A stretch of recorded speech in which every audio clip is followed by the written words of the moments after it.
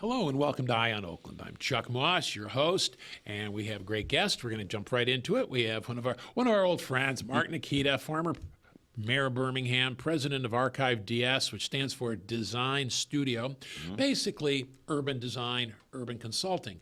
And having finished your architecture, your canvas was Birmingham. It's worldwide.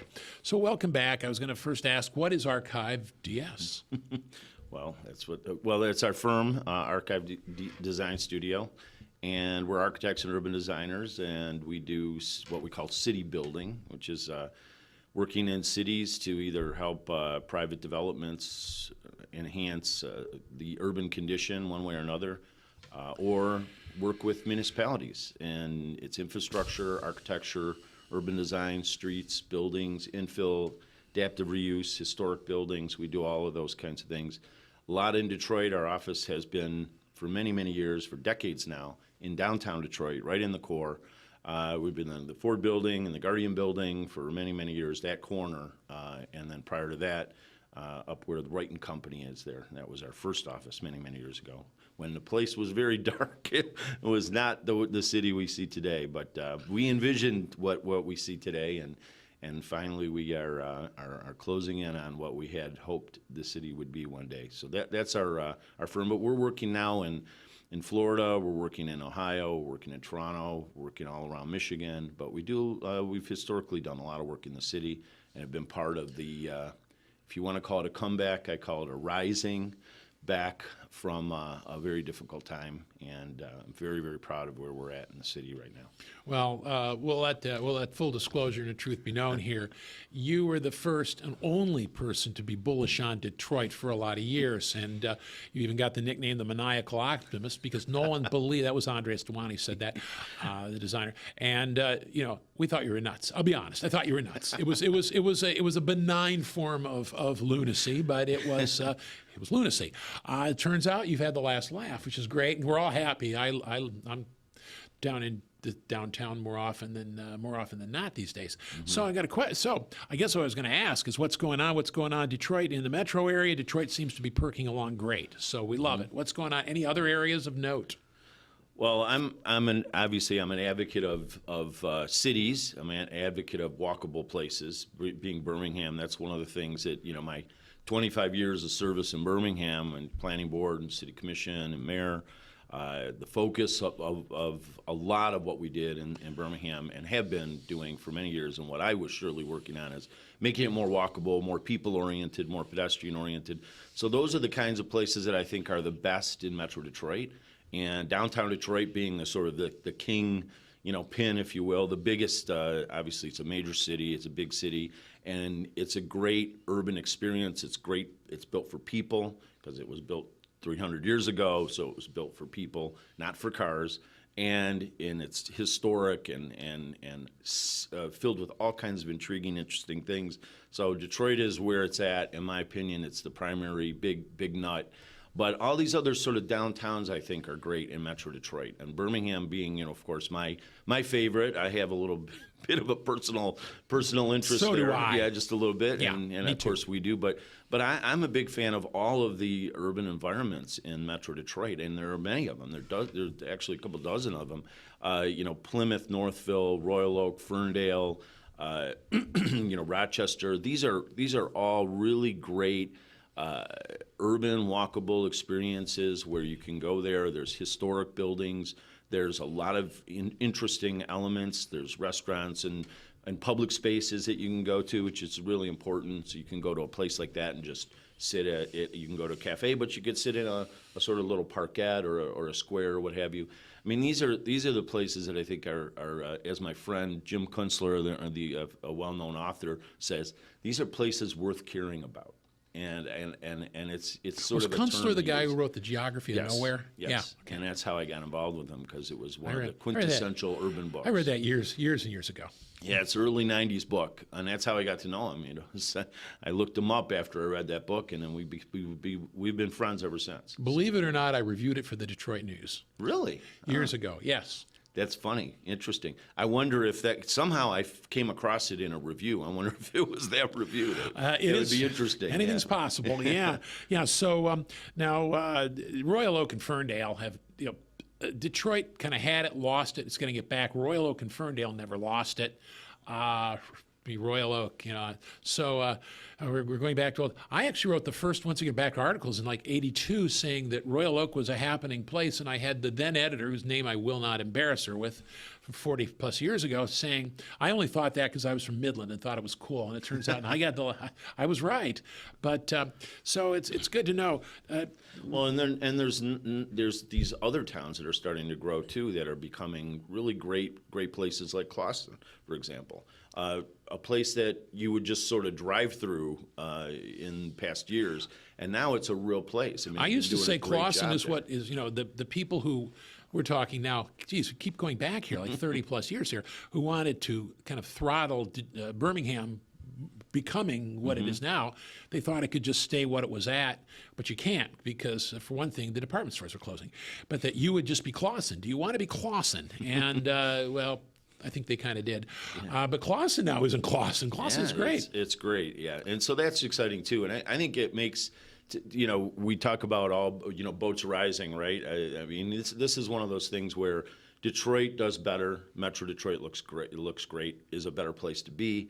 And all these other little sort of sub-level, secondary, downtown, smaller ones are, as they rise, as they get stronger, there are more places to go, more places to be. It makes the region more of an advantage. And as you know, we hear it all the time.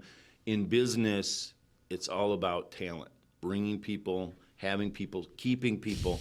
We want our young, educated kids that come out of this area. We want them to stay here. We want people to come here. And I think Detroit's a great value. It's a much more cost-effective place to live than a lot of places, but yet we have the highest quality, and you know this with your connection to the opera, and I'm a big symphony fan. I go to the DSO all the time. I've already been a couple times in the last month. We have a high level of quality of cultural and urban experiences and city and natural experiences here. I think it's the best game going. We have a great metro area and state. And for the cost, you can't beat it. So what's the next? I mean, big area for Detroit. I mean, the train station area has been fabulous. I got to say, I never thought I'd see that come back in my lifetime. I mean, you're not the only one. Sort of the far end of civilization was Slows, and there were a couple places that you would go to if you couldn't get into Slows for 3 hours, which is the way it is. But now it's true. When is that going to come out and meet Dearborn? Dearborn, of course, is expanding, and yeah. Well, I think you're onto something there for sure. The expansion of the impact of the Michigan Central Station and the overall Corktown enhancement that we're seeing now, because it goes beyond the building now. I mean, there's multiple buildings, and the investment and the spillover is going to be notable. We're already seeing a lot of that. But I think the areas to going toward Dearborn are going to start to really change. Southwest Detroit in general has been a very vibrant, active place, of course. And it continues to be, and it's growing in its own right with its own sort of character, and obviously with the ethnic aspects of it. It's a really and there's the Hotel Yoruba. Yeah. And great restaurant, phenomenal restaurants. The Clark Park is incredible. I mean, there's so many good things about Southwest. I think that's expanding a little to the north. Then you have Michigan Avenue right there, which is part of that whole thing. And I think that area between Dearborn and Corktown is going to really start to come together. North Corktown is really starting to solidify, strengthening, connecting to Woodbridge. And I think you're going to start to see, we're working on a project right now, potentially a couple projects up in North End, which is just north of, sort of east and north of the new center. Fisher Building and all that. East and, okay. So where the Fisher Building is, just to the east and north of the boulevard. That whole area there is North End, between the cathedral and the boulevard. Right. That's very right now. That's what I would have called a dead zone. It's not a lot there. Yeah, there isn't, but there's a really good solid route of great housing and apartment buildings, and there's a lot of interest. There's some new housing going in there, including something I'm working on right now. I mean, Yeah. I'm working on a multi-unit Is that where the Stitz housing is? project. It is. Yeah. That's- I've I've been never there. been there, but Oh, I've I've been there. heard stories. Yeah. Alice and I checked it out. It's kind of fun. It's, Yeah, you know, yep, that's exactly where it is. but, that's in the North End district there. yeah, that's It's quite a neighborhood, actually. you know, yeah. I don't know much about that. You know, And then Hamtramck's just to the east.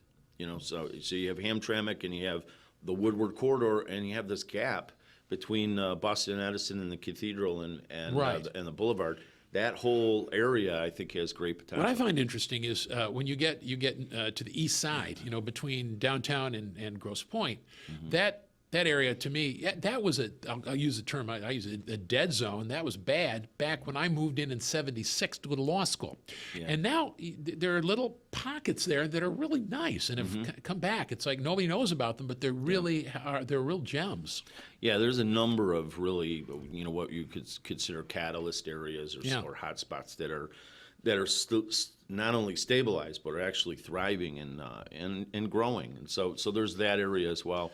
It's a lot of really good area, and I think that the University District and the Palmer Park and the 7-6 mile Livernois area, that looks better than it has been. I mean, I went to U of D for a short time in the beginning of my architectural I went to career. U of D Law. That was downtown. I watched the Renaissance Center being built. Yeah, right. Yeah, back in the 70s. And I have to say that I haven't seen Livernois look as good as it has recently.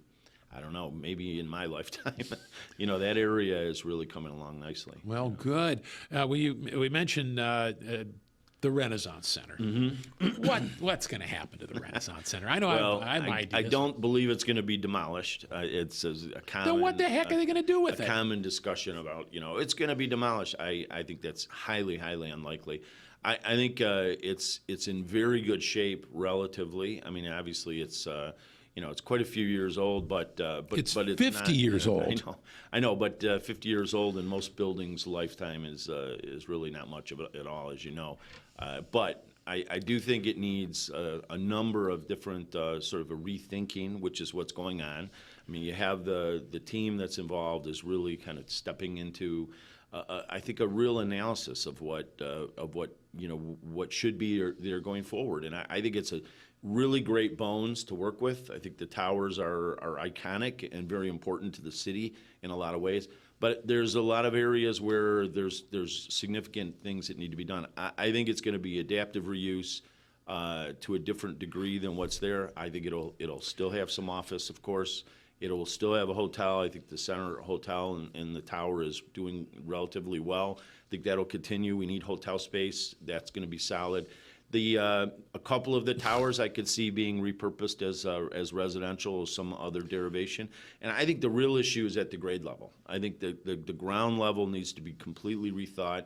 And the most important thing is really beyond the Renaissance Center, the connections, connecting it across Jefferson. Well, it was never built to be connected. It was built to be built to be isolated. Yeah, it was built to be an arcology, essentially. That's going to be the new city after the old city goes, you know. So going to the north across Jefferson is key. That has to be remedied. That has to be addressed. And it's more of a civic issue. It's a Detroit issue. It could be a county issue. Could even be a state issue, looking at that and rethinking it, connecting it further to the east in the riverfront.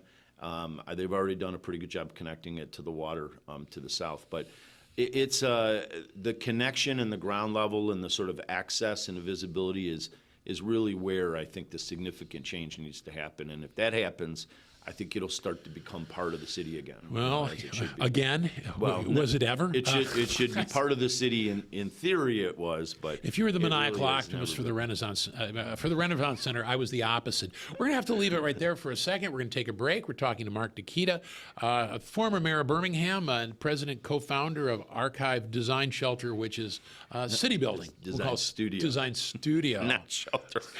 Yeah, you know, we all have Freudian slips here. I'm Chuck Moss, and don't go away. We'll be right back here on Eye on Oakland.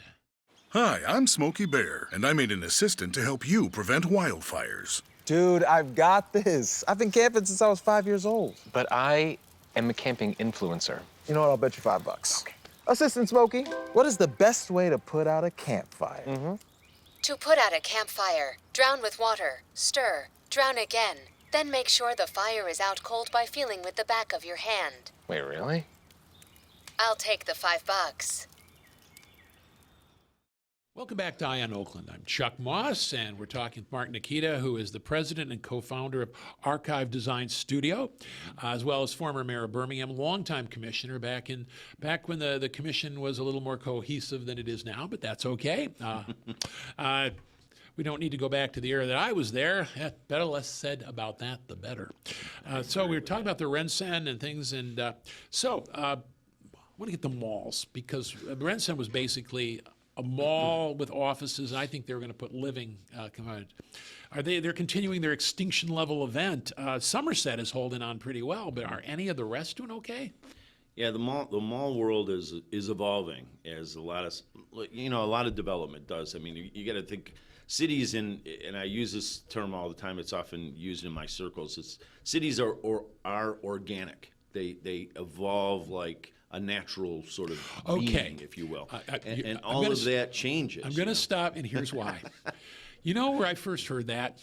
My father told me that in 1972 when we were driving around Lansing to get to Michigan State, and areas of it were obviously falling apart from the early industrial. And he said, cities, they're not like machines. They're like gardens and forests, and they grow and they come into something else. And to me, I was 18 and thinking, wow, I think whatever it is has always been here. So, yes. That's exactly right. And I think a lot of people don't, because it takes a while, so a lot of people don't think about it that way, because they think, oh, it's a building, it'll be here, it is here, it has been here, what have you. But the reality is that cities are very organic. They come and go, buildings come and go, things get demolished, they get added, they get expanded on, they get adaptive reuse. I mean, there's all kinds of change. And malls are sort of another one of those elements that was a very, very popular element. Thousands of them were built all around the country. It obviously was a concept that went around the world, and we have malls all over the place. And what we're now seeing is the evolution of the mall and the rethinking of the way culture is now with the internet, everything. It's a very different kind of circumstance, which means that it's time to rethink the mall, and that's what's happening. It's being rethought for us. They're economically, the demand, the supply changes, and some can't keep up, don't keep up, some do. And what we're finding, and I have a lot of experience in mall. I do a part of our work. I said a lot about cities, but we also work in suburban environments that want to be more urban or more city-like, meaning they want to be more pedestrian, more mixed use. How do you reboot or re-engineer, for instance, a Troy? Well, and I think they're doing a good job. We're actually doing multiple projects in Troy right now. We do what's called sprawl repair. This is the term that's often used in my circles again as a way to sort of take the suburban sprawl and make it more mixed use, pedestrian oriented. So we are currently working in a number of Troy projects where we're looking at big parking lots with an office building in the middle that's been there for 30, 40 years, and it's not working so well currently in the environment. So Troy has opened up, as one of many cities have done, opened up the zoning. They've changed the way they see the zoning and the way they see the build-out, and they're inviting developers to rethink their properties. And so we're working with a number of developers to say, what can we do with this 28-acre site that was, 1,800 parking spaces with an office building in the middle? How could it be rethought? And the city's embracing this, and they would like to see housing. They would like to see more retail. They would like to see more public space and connecting to the infrastructure. So that's going on concurrently with the malls rethinking. And those are 100-acre sites typically. The malls like Oakland Mall or Fairlane Mall or Lakeside Mall, they're 100, 110, 120-acre sites with one use, retail. So mixed use, multiple uses, daytime, nighttime, 24 hours, 7 day a week. That's where a lot of cities want to be. And these malls are great opportunities because they're well located and they are oftentimes underutilized in terms of their building and or land. And they have great potential for being all kinds of other things. So we worked on the Lakeside Mall with the city of Sterling Heights. We were hired by them to rethink Lakeside. Now Lakeside is under a completely, they sold it to a development group out of I think it's Texas, and they're rethinking the entire mall. Lakeside Mall will likely be demolished, and it'll be a completely different place, mixed use, retail, housing, all kinds of different things, completely different from what it is now. And other malls are looking at different changes as well, similarly. Now, there are malls, as you said, that are succeeding Somerset. in this world, Somerset being one. Great Lakes Crossing is another one that's doing relatively well. 12 Oaks is another one that's doing relatively well, while the others have had a lot of change or are faltering or even dying to the point of closing. And the real answer to why is because they've hit a particular spot of being important for a certain group of people. Like Somerset is a high-end mall. There's a certain interest in, people wanting that. It's a mall that has certain uses and certain retailer that you can't get anywhere else. So it has a place. The Great Lakes is like an entertainment mall. You have the Lego thing, you got the aquarium. It's not really a mall. It's got the inexpensive, what do they call it? The bargain. Yeah.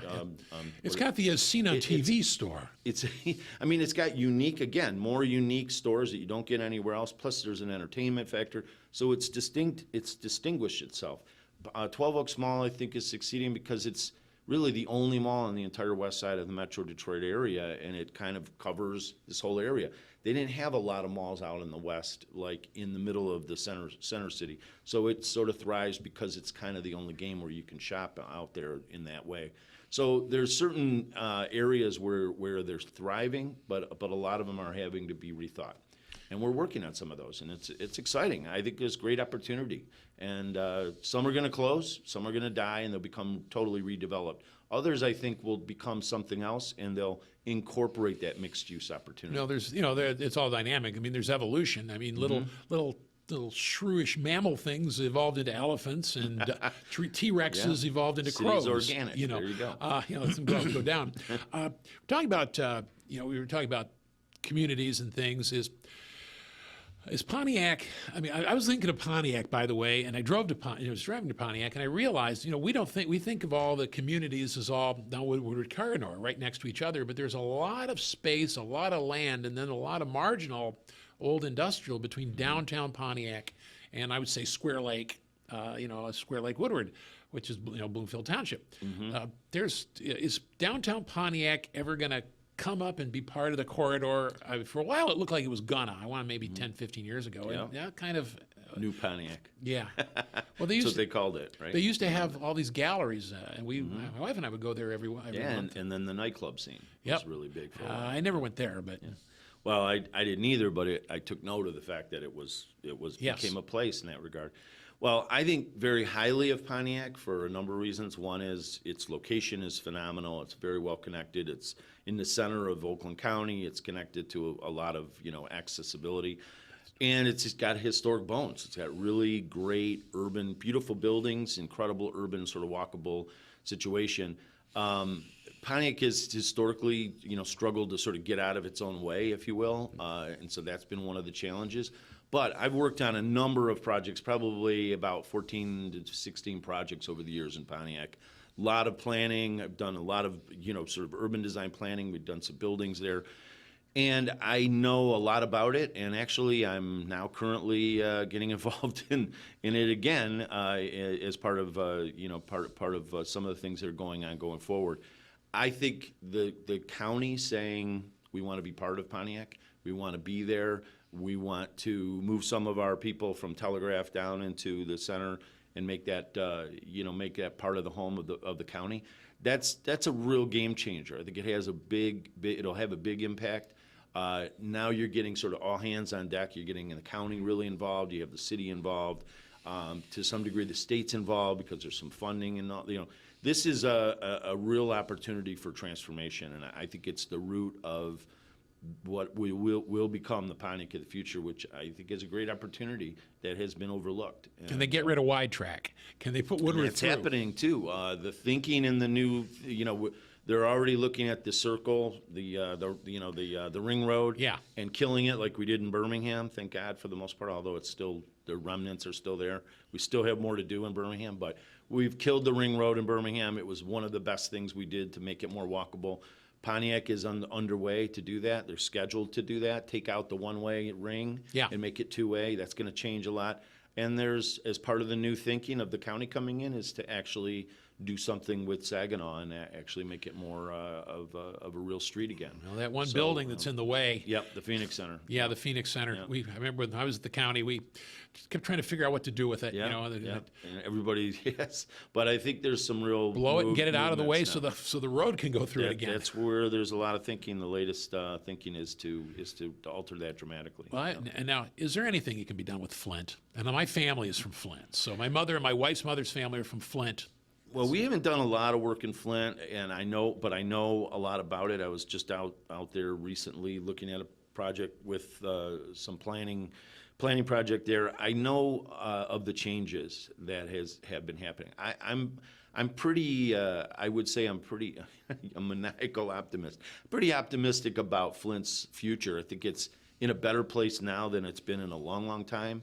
I think it's on a good foundation. There's some really good people that are trying to make good decisions to make it happen, and I frankly think that it's brighter days are ahead for sure. Well, that would be good. Now, this is a tough question for Detroit. And I'm just to say it to you: is Detroit prepared? Is Detroit ready, really ready and prepared to be a Super Bowl winner? To be the championship city, is it ready for that? Oh my gosh, it's more than ready. God, we've been waiting forever. I'm Since a 56, season ticket holder. I know you are. And I've been going for 30 years as season ticket. So I've gone through the 0-16 season. I've been there through all of it. And No, not I'm the there. 0-16. There were 2 0-16 seasons. All right. What I try not to. What's worse than a whole? But I have to say we are ready for it, and I hate to count on anything, but we're in the best position we've been in my lifetime for sure. And I think this city is going to really, really embrace it like few others. Well, you can wear your Honolulu blue all you want. I'm a red and white guy. I'm a wings guy, and right now it's like trying our patience. But yeah, they'll be great again. The wings go up and down. But to see. I never thought once again in my lifetime these are things I would see, and they're Predicting wonderful. they're the Super Bowl prediction right now. Just came about. Oh, they were the Super Bowl prediction last. At but the end of right last now season. they made the number one to be in the Super Bowl by a number of accounts. Well, So we'll see. excellent. We're going to run out of time here, but what's the next diamond in the rough, you think? What's going to, in about a minute or so, what do you think is going to be the next thing to pop? Well, I would love to see Woodward Avenue transform from 6 Mile to Pontiac. I think it's an incredibly underutilized place. It's connected to so many great places. It's the spine of the entire region, and there's a lot of junk on it, frankly. There's a lot of really poor buildings. A lot of them aren't doing well. Many are empty. I think I could see it. I envision Woodward as a linear city, an urban sort of linear condition where you can live, work, and play right on Woodward Avenue. I live 8 houses from Woodward. I walk there all the time, and you can do all kinds of things. It's like a city in a linear manner, but it's very underutilized. It's not very pretty, and it's not very embraced by each of the cities along the way. I think that's a great opportunity, and I'm looking forward to seeing it, and I'd like to be part of it, so I'm working on that. Well, you live there, and actually so do I. But there was something called the Corridor Improvement Association, and I would get stuff, and people would say, "What are you doing with the CIA?" And I said, "That's an unfortunate acronym." There's all things that, now is obviously a good time. What you're doing is moving up, and it's all watching the reclamation and rebirth of Detroit is wonderful. Well, we're going to have to leave it here. Unfortunately, we could talk all day. We're talking with Mark Nickita, president and co-founder of Archive Design Studio. I'm Chuck Moss. And thank you for joining us here on Eye on Oakland.